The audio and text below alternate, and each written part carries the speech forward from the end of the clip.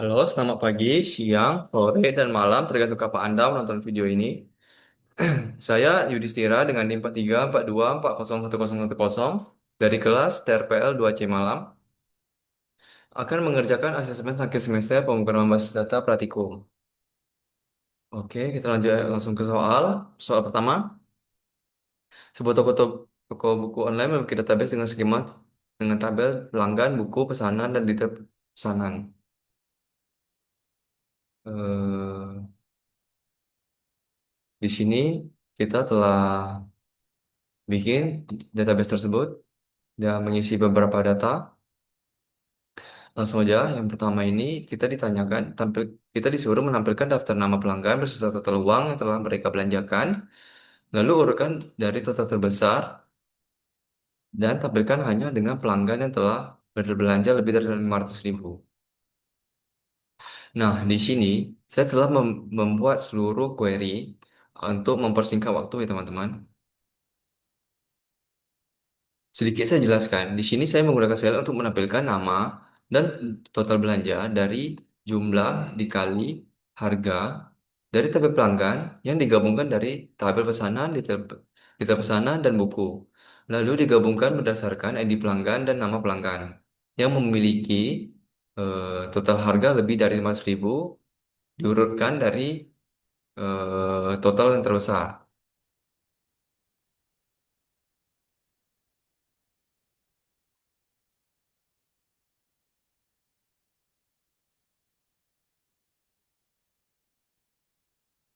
Oh, maaf ya teman-teman.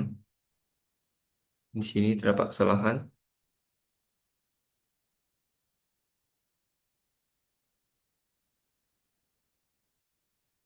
Group by. Nah, di sini terdapat tiga orang memiliki total belanja lebih dari 500.000, yaitu Ahmad, Yudhis, dan Meme. Lalu tampilkan 5 buku dengan kategori fiksi yang paling banyak terjual selama tahun 2023. Nah, di sini kita tinggal fokus saja.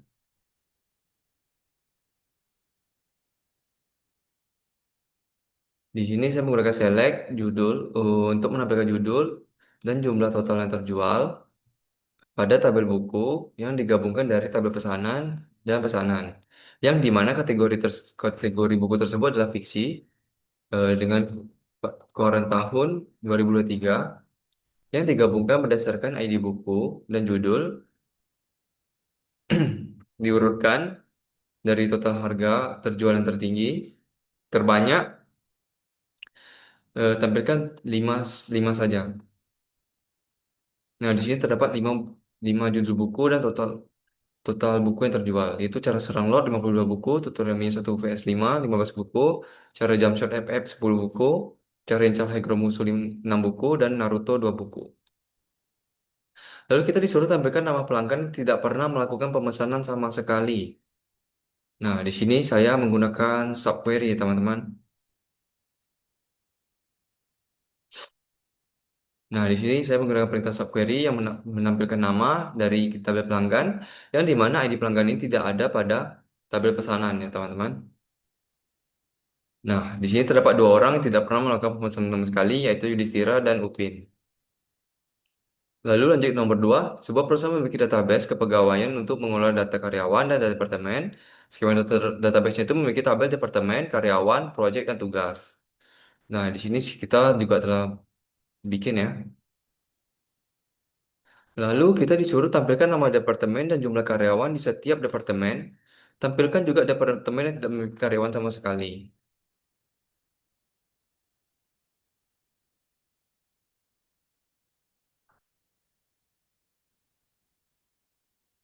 Nah, di sini terdapat 4 departemen dengan jumlah karyawannya, yaitu produksi memiliki 2 karyawan, IT 3 karyawan, maintenance 1 karyawan, HR 2 karyawan. Untuk yang maintenance departemen yang tidak memiliki karyawan di sini tidak ada ya karena departemennya memiliki karyawan semua. Lalu temukan nama lengkap karyawan yang memiliki gaji di atas rata-rata gaji seluruh karyawan di perusahaan. Di sini kita juga menggunakan subquery. Kita tampilkan nama lengkap dari tabel karyawan yang di mana gajinya lebih besar dari rata-rata gaji karyawan yang ada di perusahaan. Nah, terdapat 4 orang memiliki gaji di atas rata-rata yang ada di perusahaan, yaitu dengan nama Yudhistira, Jalal, Chris, dan Joni. Lalu tampilkan nama lengkap dari Departemen IT yang sedang tidak mengerjakan proyek apapun. Nah, di sini saya menggunakan subquery juga. Di sini saya menampilkan nama lengkap dari karyawan yang di mana ID departemennya ini memiliki apa termasuk staf IT dan tidak ada pada tabel tugas. Nah, jadi yang tidak sedang staf IT yang sedang tidak ada mengerjakan tugas apapun yaitu sebuah proyek apapun jalan ya teman-teman. Lalu lanjut soal nomor 3. Sistem informasi akademik sebuah universitas perlu mengotomatisasi beberapa tugas rutin terkait status mahasiswa dan perhitungan nilai. Lalu terdapat berikut adalah skema database-nya dengan tabel mahasiswa, mata kuliah, dan nilai. Di sini saya juga telah membuatnya. Langsung saya ke soal. Kita disuruh bikin store prosedur bernama proses kelulusan yang menerima NIM sebagai parameter. Prosedur ini harus memeriksa apakah total SKS mahasiswa tersebut sudah mencapai 144 SKS. Jika iya, ubah kolom status menjadi eh, mahasiswa menjadi lulus. Jika tidak, tidak, jika tidak, maka tidak ada perubahan yang terjadi. Prosedur harus memberikan pesan konfirmasi tentang hasil operasi. Misal mahasiswa dengan NIM yang kita masukin berhasil diluluskan, atau mahasiswa dengan NIM yang kita masukin belum memenuhi syarat kelulusan.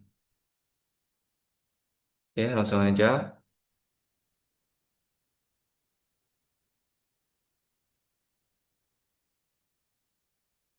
Di sini kita menggunakan delimiter, membuka dengan delimiter, lalu kita bikin prosedur dengan nama proses kelulusan. In, kita meminta pengguna input dengan nama input NIM, varchar, dengan tipe data varchar yang panjangnya 20. Lalu kita deklarasikan total SKS itu adalah integer. Lalu kita tampilkan total SKS ke dalam total SKS ini. Dari mahasiswa yang dimana NIM-nya ini NIM yang kita masukin. Lalu kita menggunakan percabangan jika total SKS-nya lebih sama dengan 144, maka ubah status mahasiswa menjadi lulus dan akan menerima pesan mahasiswa dengan NIM yang kita masukin berhasil diluluskan. Maka jika di bawah 144, maka mendapat pesan mahasiswa dengan NIM yang kita masukin belum memenuhi syarat kelulusan. Ya, kita berhasil membuat prosedurnya. Lalu kita call dengan prosedur tadi, proses kelulusan dengan NIM 43, 42, 40, atau 040, dan titik 2. Nah, di sini berarti mahasiswa dengan NIM 43, 42, 40, memenuhi atau total SKS-nya itu mencapai 144. Nah, di sini terdapat pesan mahasiswa dengan NIM 43, 42, 40, berhasil diluluskan.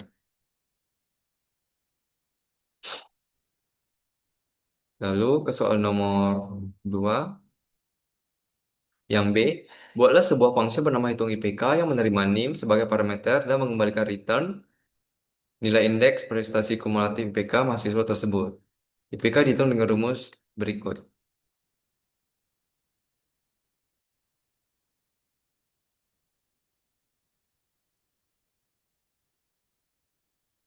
Nah, di sini kita juga telah bikin. Kita paste saja. Nah, di sini kita membuka dengan delimiter sama seperti store procedure tadi. Lalu kita bikin create function dengan nama hitung IPK.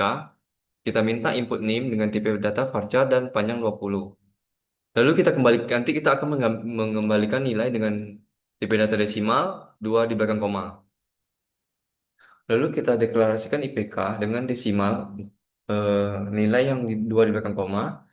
Lalu kita select sum Dan kita definisikan nilai A ini adalah bernilai 4, B bernilai 3, C bernilai 2, dan D bernilai 1. Jika tidak ada dari empat huruf tersebut, berarti nilainya adalah nol. Di sini juga menggabungkan dari tabel mata kuliah. Oke, kita coba saja membuat. Oke, berhasil lah kita buat fungsinya. Di sini kita akan menampilkan dengan menggunakan query select, lalu nama fungsinya hitung IPK, lalu kita input NIM-nya, titik koma jangan lupa ya. Nah, di sini mahasiswa dengan NIM 4342401010 memiliki IPK 4,00, yaitu atau IPK 4 ya teman-teman. Lalu kita selanjutnya ke soal terakhir, soal nomor 4. Sebuah sistem manajemen investasi toko retail ingin memastikan bahwa stok barang selalu sinkron secara otomatis setiap kali terjadi penjualan. Selain itu, sistem harus memberikan peringatan jika stok menipis. Skema database-nya seperti ini, ada tabel produk, penjualan, detail penjualan, dan log stok rendah. Lalu kita disuruh bikin sebuah trigger bernama update stock setelah penjualan. Trigger ini harus aktif secara otomatis setelah ada baris baru yang ditambahkan atau diinsert ke tabel detail penjualan. Oke. Lalu kita disuruh bikin mengurangi nilai pada kolom stok di tabel produk berdasarkan jumlah barang yang terjual pada baris baru di detail penjualan. Lalu, setelah mengurangi stok, trigger harus memeriksa apakah sisa stok untuk produk tersebut kurang dari 10. Jika iya, trigger harus memasukkan data baru ke dalam tabel log stok rendah. Oke, kita coba. Sini saya telah bikin triggernya.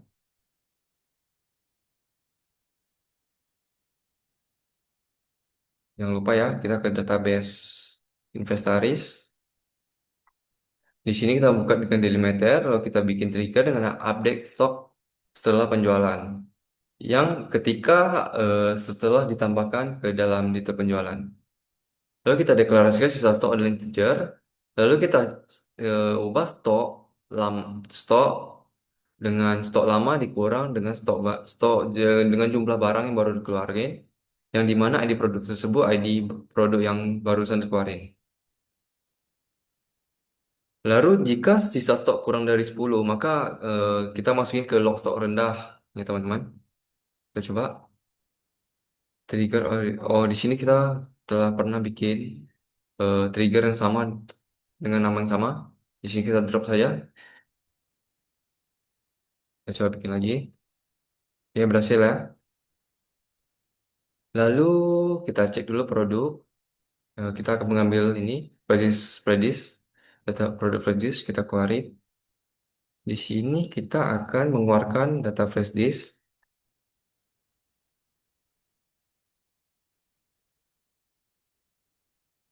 Nah, di sini kita insert.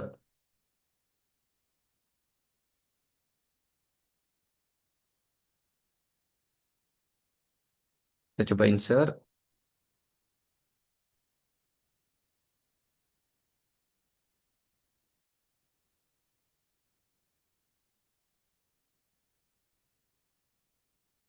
Oh maaf ya teman-teman, ini kita harus ubah ke string.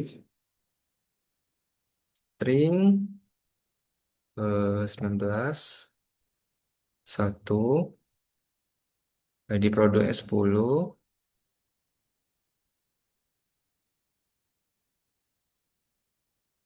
Lalu kita keluarin 20 item.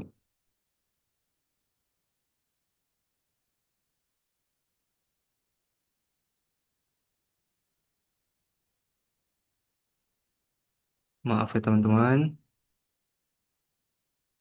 Sini sudah benar. Oh maaf, titik koma bukan titik dua ya. Nah berhasil.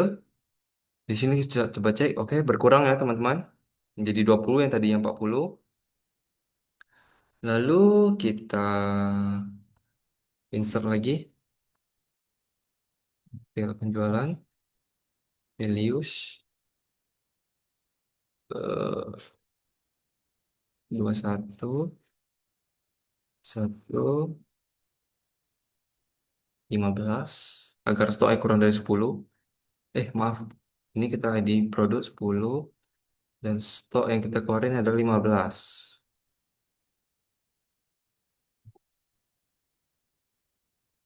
Berhasil kita lihat di produk. Oke, produk sisa sisa 5 yang yaitu kurang dari 5. Kurang dari 10. Kita cek di stok log stok rendah. Nah, berhasil ya. Di sini dengan waktu eh, jam jam berapa ini? Jam 9 lewat 25 lewat 3 detik. Benar ya teman, ini baru ya. Stok dengan tersisa ya, ini dengan ID produk yaitu tadi eh, ini teman-teman versi 12 giga. Oke, baik. Sekian saja dari saya. Eh, Berikut adalah pengerjaan asesmen akhir semester saya, program basis data praktikum. Sekian dari saya, terima kasih. Selamat pagi, siang, sore, dan malam. Tergantung kapan Anda menonton video ini.